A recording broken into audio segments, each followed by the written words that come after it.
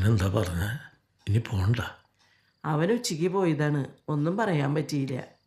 അല്ല, ഇനി എന്തിനാ പോയിട്ട്? ശരിയാ. പാപ്പാ, ആ,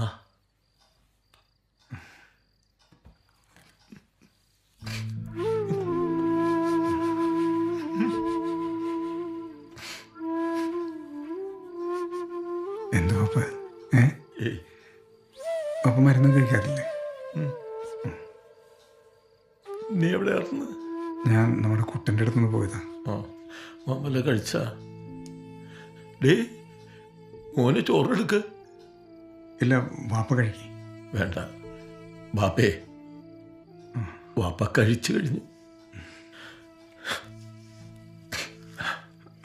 ഉമ്മ, എനിക്കും കഞ്ഞി മതി. ചോറെടുക്കാടാ. വേണ്ടുമ്മ, കഞ്ഞി വെച്ചിട്ട് കുറേ നാളായി.